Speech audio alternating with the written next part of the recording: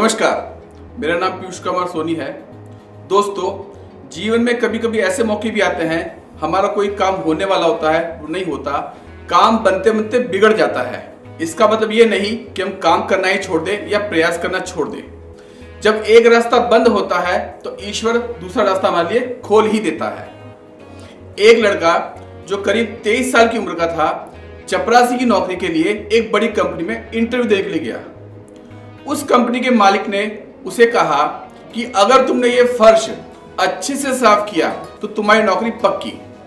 बस फिर क्या था, उस आदमी ने फर्श को एकदम चमका दिया, जिसे देखते ही मालिक ने कहा तुम्हारी नौकरी पक्की, तुम कल से काम पर आ जाना। बॉस ने उस आदमी को बुलाया और कहा अपनी एक फोटो, आईडी प्रूफ और ईमेल आईडी भी बतानी होगी। आदमी ने तुरंत कहा कि मैं तो एक गरीब व्यक्ति हूं, मेरे पास ना तो कंप्यूटर है और ना ही मैंने कभी ईमेल आईडी बनाई है।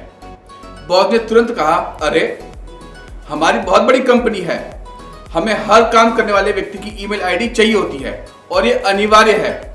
आज के युग में अगर तुम्हारी ईमेल आईडी नहीं है तो तुम्हारा कोई अस्तित्व ही नहीं है, हम तुम्हें इस नौकरी पर नहीं रख सकते। वो व्यक्ति बहुत निराश हुआ और वहां से चल दिया। अब उसकी जेब में केवल 500 रुपए ही थे।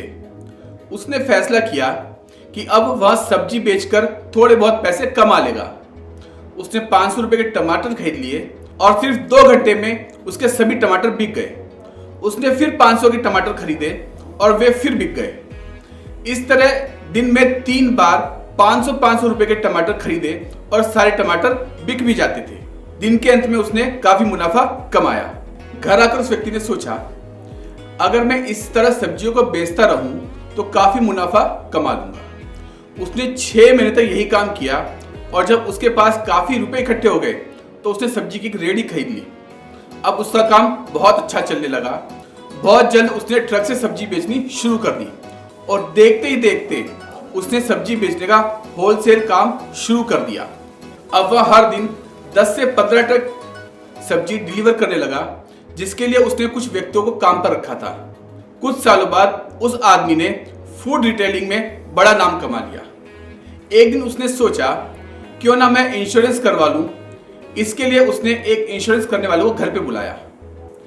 जब ब्रोकर उस व्यक्ति की इंश्योरेंस कर रहा था तो उस आदमी का ईमेल आईडी पूछा तो उसने कहा मेरी कोई ईमेल आईडी नहीं है। इंश्योरेंस ब्रोकर ने बड़ी हैरानी से पूछा कि आपका इतना बड़ा बिजनेस है लेकिन आपका ईमेल आईडी नहीं है, ऐसा कैसे हो सकता है?